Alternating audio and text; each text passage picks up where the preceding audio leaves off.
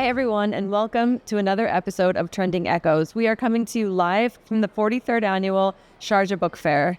My name is Gina Serhal. I'm a senior researcher here with Trends, and today we have a very special guest. I'd like to welcome Jumana Tamimi. She's an esteemed journalist with over 30 years of experience covering Middle East affairs. Jumana, welcome. We're so happy to have you. Thank you. Thank you very much for having me. It's such a great pleasure. Thank you. Welcome. Jumana, you have a master's degree in international relations from the Fletcher School of Law and Diplomacy at Tufts from Boston. So it's very impressive, that education. Jumana has also worked for several international and regional news organizations, including Voice of America in Amman. Correct. French news agency, UN Radio, and Gulf News here in Dubai. So impressive resume. Happy to have you. You can also find Jumana's freelance publications with the Washington Times, Jordan Times, and Women's Feature Service. And you are also soon going to be published in another very important place, and that's with us at Trends. So I was hoping, could you maybe just give us a sneak peek about your upcoming insight that you're writing for us?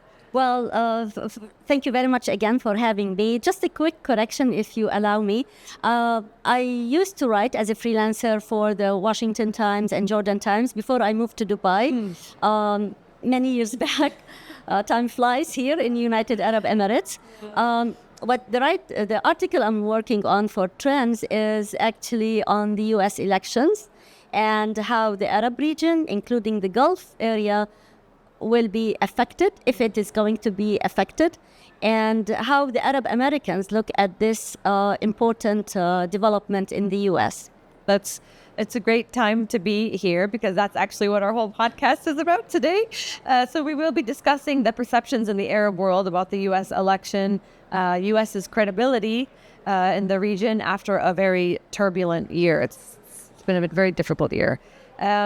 Let's just start off with what are some of the general reactions in the Arab world with regards to the U.S. presidential election, now that we know that Trump is the next president? Well, look, the reaction really is varying from joy to tears.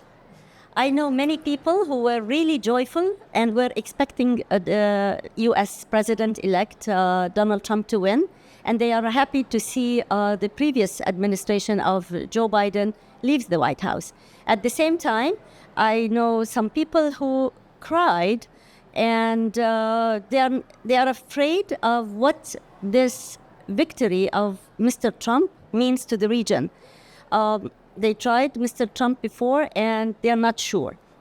Everybody was looking, following, watching, reading, seeing what the U.S. election would result in. You know, as the saying goes, if America sneezes, the whole world will get a cold. So it's a superpower, and whatever it says, it thinks, it wants, this will affect the rest of the world. So it's not isolated superpower or a big country. It is part of this world. So everybody's watching what is happening there because it will affect us. If not tomorrow, maybe next month. If not next month, maybe next year. So we will be affected. Yeah. And I think the same can be said about American citizens when they go to the ballot box. I don't think they realize how much their vote actually impacts the rest of the world, because American voters, when they go, they're thinking about the economy, they're thinking about healthcare, they're thinking about taxes, but they don't realize that their vote has such a big power that it's going to impact the foreign policy of, our allies and adversaries. So it's, absolutely. And even the Arab Americans themselves, they know that economy is for their first priority. They're not asking for the foreign policy to be their first priority. They know that economy, immigration are also their first priorities. Then come the foreign policy. Yeah, absolutely. So that was kind of the lead into my next question. So do Arabs outside of the U.S., because for sure Arab American voters understand the consequences of the elections, but do Arabs outside of the U.S., do they understand that it's not only foreign policy that impacts the election results? Is there a common awareness outside of the U.S. of the general issues that are impacting voters' decisions? Because a lot of times when I speak with people, because I just recently voted in the election, and I tell people the issues that they're surprised. So do you kind of get the same perception? That the Arabs outside America, how do they look at things? Yeah. Yeah, absolutely. They realize that it's not only about them, but again, they are affected one way or another. And especially in the past 14 months now, 13 months now, what is happening in the Middle East region is affecting this time the other way around. It's affecting the Arab Americans in their vote. And we have seen this to a great extent in some of the swing states like Michigan, where the Arab American communities and Muslim American communities live in big numbers. So they do realize, and we do realize eventually it's their decision, it's their president for sure. But maybe we are looking at the U.S., I'm talking here as an Arab, we are looking at the U.S., you are a leader of the world, correct, so far.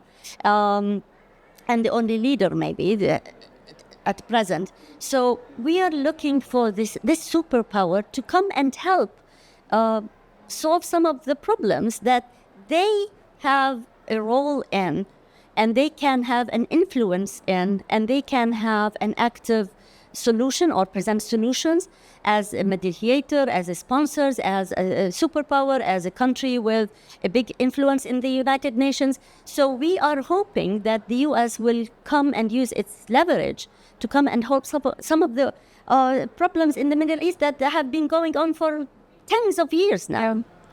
When a new president comes into power, they always have this plan for their first 100 days. It's always, what are you going to do in the first 100 days? And it always somehow relates back to what they've been campaigning on. So maybe it'll be an executive order on something that is important to voters, or try to do some bipartisanship early on in the campaign, in the administration.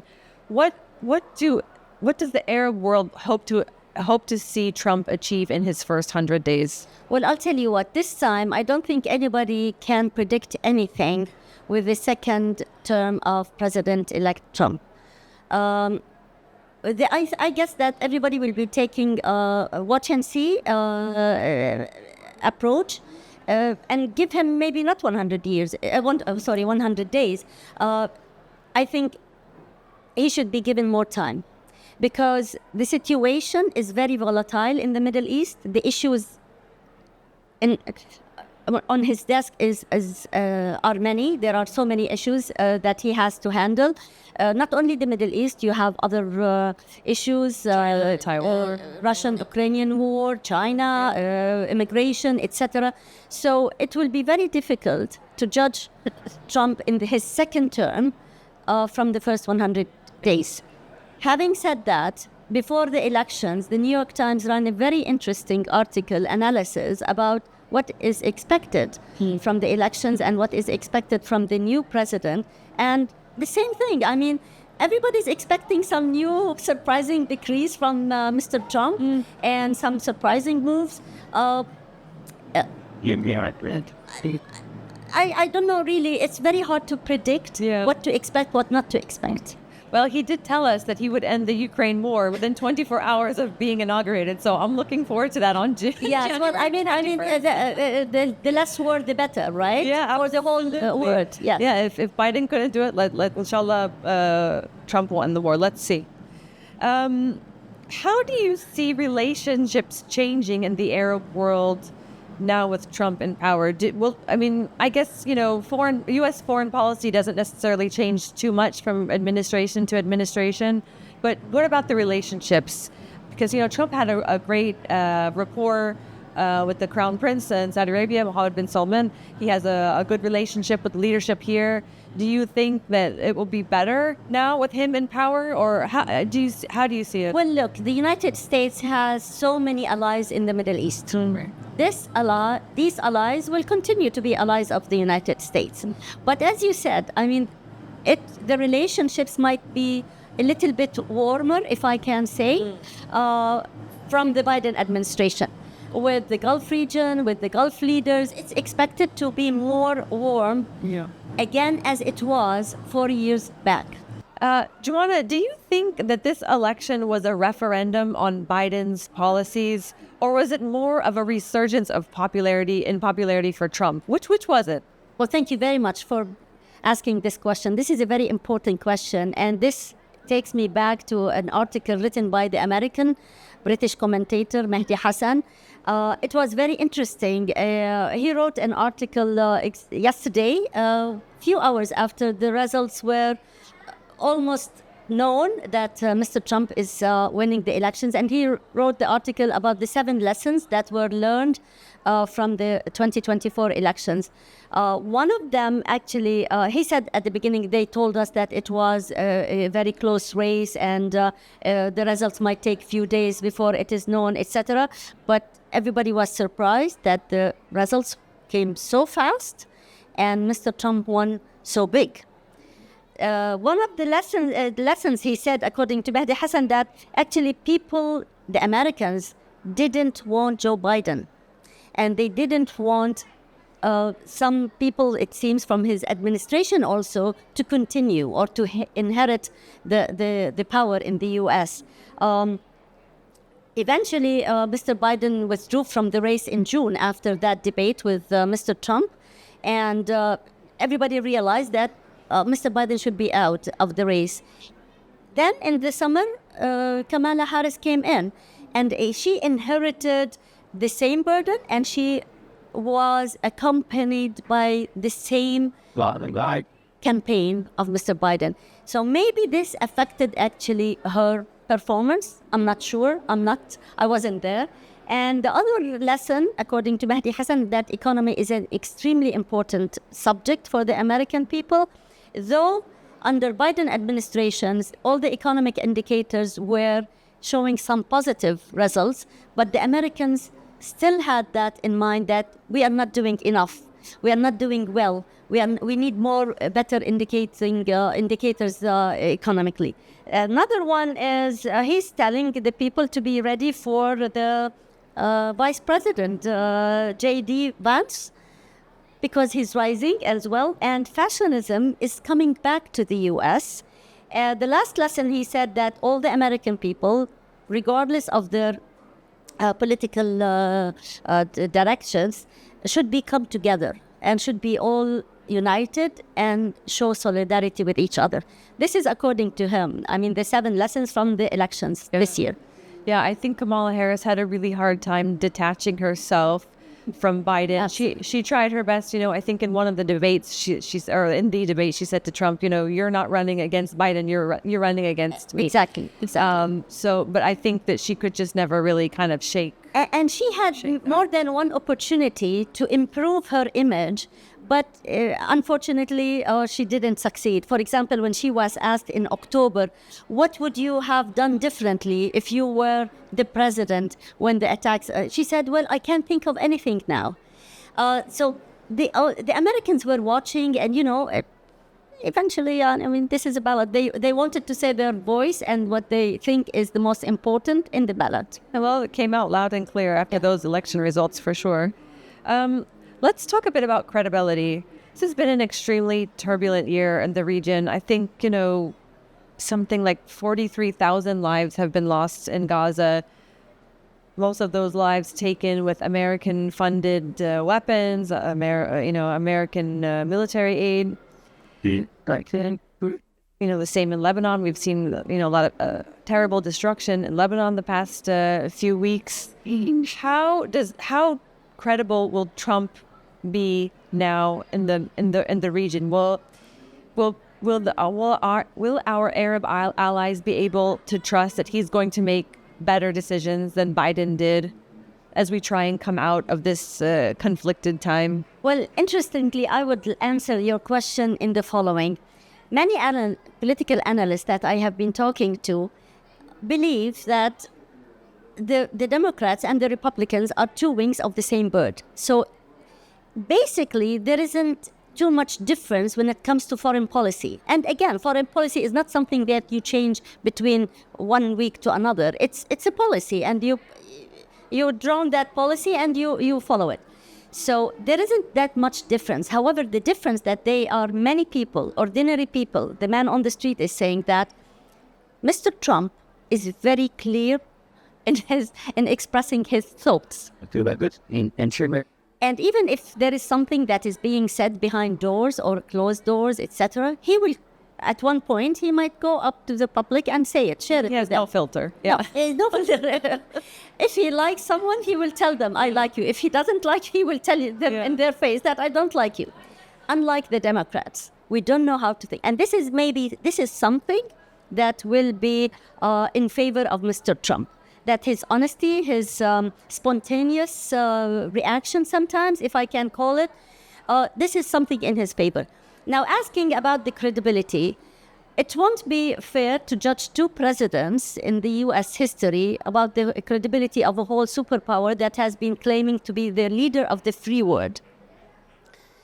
The U.S. credibility since, let's say, 25 years after the Iraq War started to fade, little bit, going downwards, little by little. In 2008, the new president came, Obama came after George W. Bush, and he inherited that economic collapse, etc., and the war in Iraq, etc. And then after Barack Obama, Trump came and he inherited the same thing, during the 8 years of President Obama. Also, the credibility of the U.S. was shaken, and the how we look at America was a little bit shaken. And then after that, COVID-19 came, and also the other president, Biden, inherited that failure in handling the COVID-19. And now, again, Trump is inheriting the burden and the lack of proper image in the U.S. Worldwide, how we look at the U.S. from that. So it's a matter of a series of incidents that happened in the past 25 years.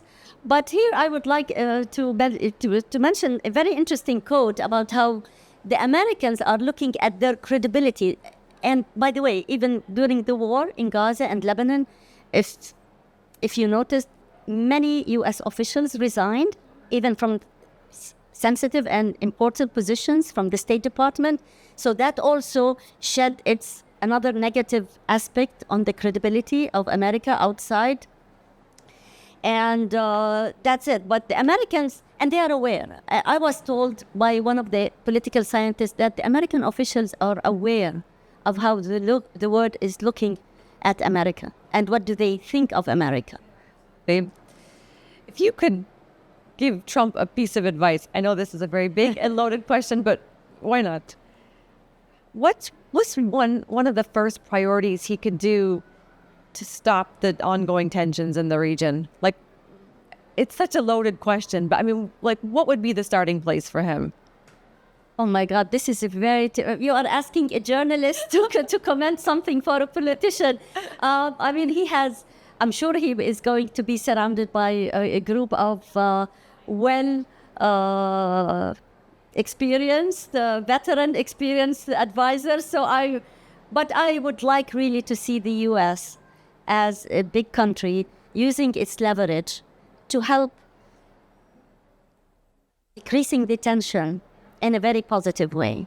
I mean, he kept saying that I would finish the job, I'll do it. But how he is going to finish the job, this is what many Arabs were scared of, how you are going to watch. But if he can use the leverage of the U.S.,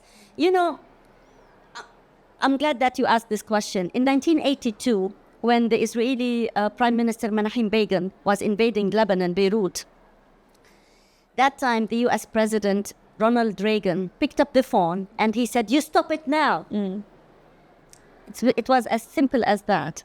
So I hope the war in the region can be stopped in such a very simple way. If I can say that, I don't know. That would. Inshallah. Let's see. It's very easy to start a war, but it's very difficult to stop it. Yeah, absolutely. Yeah, I think on the general, that's one of the first things that the president's generals always tell them is don't start a war unless you know how we're going to get out of it. So, all right, let's skip to the last question.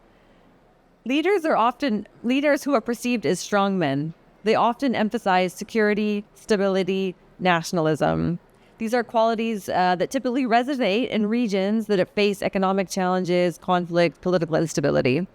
Many in the Arab world seem to think that Trump can genuinely bring peace to the region. Do you think this has something to do with his strongman demeanor? I would say yes. I mean, he has that good relations with many leaders, and he has that strong image that I can do it. I can absolutely do it. And despite the image that many analysts are saying and seeing in him as an isolationist, but I think his personal charisma, we don't know. He might be able to do that. Only time will tell. Well, he's Yes, got 4 exactly. years to prove himself, so let's see. Yeah, exactly. Okay. We just need to be patient a little bit. Yeah. Okay. Fair enough.